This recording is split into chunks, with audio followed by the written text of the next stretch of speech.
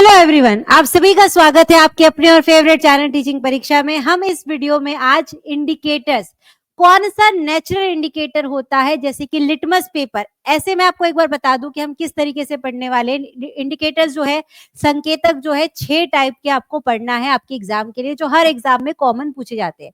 एक एक short video आपको मिलेगी। आज हम पढ़ेंगे लिटमस पेपर के बारे में, फिर नेक्स्ट आएगा जैसे टर्मरिक के बारे में। ऐसे हर एक अलग अलग वीडियो में हर इंडिकेटर के बारे में आपको सीखने को मिलेगा। अगर आप वीडियो को देख रहे हैं, फटाफट से इसे लाइक और शेयर कर देंगे, और अगर आपने टीचिंग परीक्षा चैनल को सब्सक्राइब नहीं किया है तो जल्दी से सब्सक्राइब भी कर लेंगे। तो सबसे पहली बात आती है कि इंडिकेटर्स क्या होते हैं, संकेतक क्या होते हैं। जैसे कि मान लीजिए आपके पास सॉल्यूशन है, 2 सॉल्यूशन है, आपको किसी ने पूछा कि बताओ ये एसिड है कि ये बेस है, ये अम्ल है कि क्षार है, लेकिन आपको नहीं पता कि कौन सा एसिड है कौन सा बेस है, तो आप क्या करेंगे, उसके अंदर इंडिकेटर्स डाल डालकर देखेंगे। कलर के माध्यम से, जो कलर चेंज हो रहा है उसके माध्यम से आप बताएंगे कि कौन सा एसिड है और कौन सा बेस है, कौन सा अम्ल है और कौन सा क्षार है। तो कितने टाइप के इंडिकेटर्स आपकी एनसीईआरटी में दिए हैं? 3 टाइप के इंडिकेटर्स होते हैं। पहला होता है नेचुरल इंडिकेटर, यानी कि प्राकृतिक सूचक, जो प्रकृति के द्वारा बनाया जाता है। ठीक है, जो मानव नहीं बनाते, जो कौन बनाता है? प्रकृति बनाती है। जो नेचुरल तरीके से बनते हैं उसमें आते हैं 4। पहला होता है टर्मरिक, यानी कि हल्दी पाउडर। दूसरा होता है लिटमस, जो आज के वीडियो में हम कवर करेंगे, ये वाला आज हम कवर करने वाले। तीसरा होता है रेड कैबेज, यानी कि लाल पत्ता गोभी। चौथा होता है चाइना रोज पेटल, यानी कि गुड़हल के फूल। सिर्फ अभी आज आप नाम याद करेंगे, आने वाली सब वीडियोस में आपको एक एक करके इंडिकेटर्स जो है समझ आते जाएंगे। दूसरा जो होता है सिंथेटिक इंडिकेटर्स होता है, यानी कि मानव द्वारा निर्मित होता है, वो प्रकृति से नहीं बनाया जाता। सिंथेटिक इंडिकेटर्स जो 2 आपको कॉमन पढ़ने हैं वो है फिनोप्थलीन और मिथिल ऑरेंज। इससे भी आपके एग्जाम में मोस्ट इंपॉर्टेंट क्वेश्चन बनते हैं। तीसरे होते हैं ऑल्फैक्टरी इंडिकेटर्स, गंधीय सूचक। उसके अंदर आते हैं हमारे प्याज, अनियन, क्लोव ऑयल, लौंग का तेल, और वनीला, यानी कि वेनिला एसेंस। ठीक है, ये तीनों जो है ये क्या है? हमारे ऑल्फैक्टरी इंडिकेटर से गंधीय सूचक है। तो आज हम पहला स्टार्ट कर रहे हैं हमारा नेचुरल इंडिकेटर, यानी कि प्राकृतिक सूचक का पहला। उसमें भी जो 4 है उसको हम अलग अलग वीडियो में कवर करेंगे। आज से पहला पढ़ रहे हैं लिटमस पेपर के बारे में। लिटमस जो है, आपने पतली पतली स्ट्रिप्स देखी होगी लाल और नीले कलर की। ये लिटमस पेपर जो रहते हैं प्राकृतिक संकेतक है। ये किससे बनते हैं? इससे एग्जाम में बहुत ज्यादा क्वेश्चन आता है। ये लिटमस पेपर किससे बनाए जाते हैं? लाइकेन से बनाए जाते हैं। ठीक है, फिर ये लाइकेन जो रहता है उसमें कलर के माध्यम से उसे क्या दिया जाता है? 2 कलर की स्ट्रिप बनाई जाती है, लाल स्ट्रिप और नीली स्ट्रिप। ठीक है, लाल स्ट्रिप और नीली स्ट्रिप कैसे कलर चेंज करती है अभी मैं आपको आगे बताने वाली हूँ, लेकिन आप याद रखेंगे कि लिटमस पेपर हमें क्या बताता है? कौन सा एसिडिक है और कौन सा बेसिक है। जब ये लाइकेन से बनता है तब ये कौन से कलर का रहता है? इनिशियली जो लिटमस का सॉल्यूशन है, लिटमस का जो सॉल्यूशन रहता है वो किस फॉर्म में रहता है? पर्पल कलर में रहता है।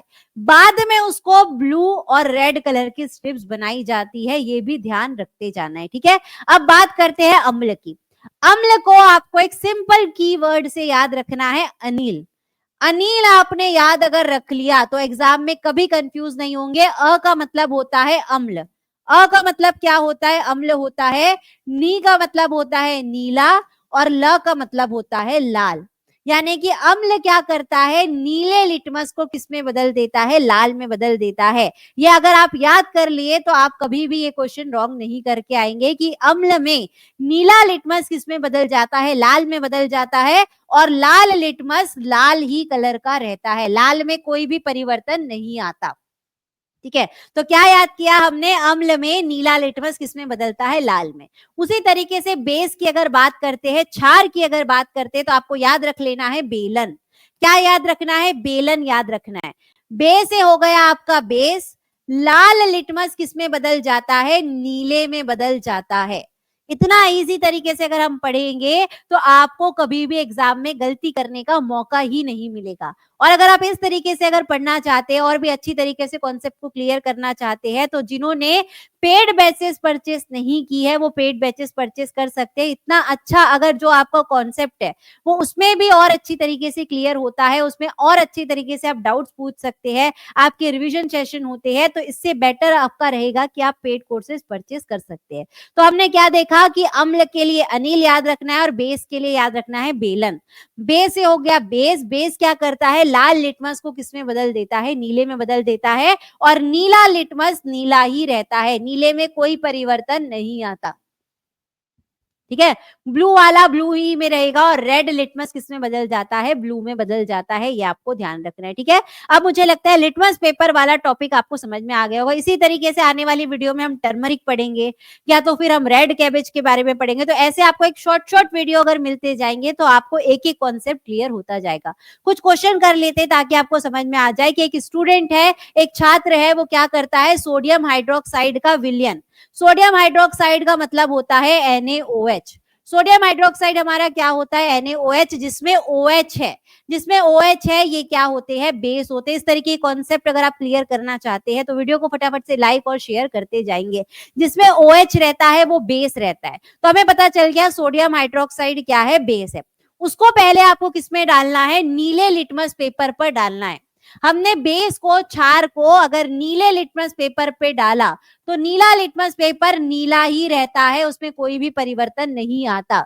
लेकिन अगर हमने दोबारा उसको किसमें डाल दिया, लाल लिटमस में डाल दिया, तो बेलन से हमने क्या देखा था, लाल लिटमस किसमें बदल जाता है, नीले में बदल जाता है।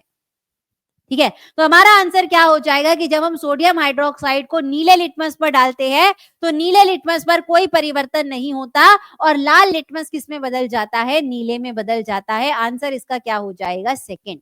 ठीक है, आगे बढ़ते हैं। ये सीटेट का क्वेश्चन है, लेकिन ऐसे क्वेश्चन आपके बीपीएससी, रीट, सारी एग्जाम्स के लिए इंपॉर्टेंट है। आपको बताना है इसमें से प्राकृतिक सूचक कौन सा है।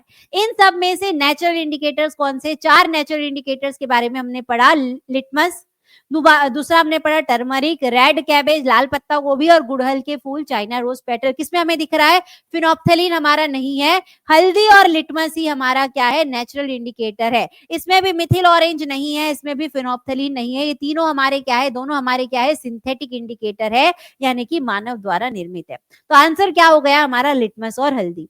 आगे बढ़ते हैं, नेक्स्ट क्वेश्चन में आते हैं। अगर कोई पदार्थ प्रकृति में अम्लीय या क्षारीय है, वह जांचने के लिए हम क्या करते हैं, प्राकृतिक सूचक लिटमस का इस्तेमाल करते हैं।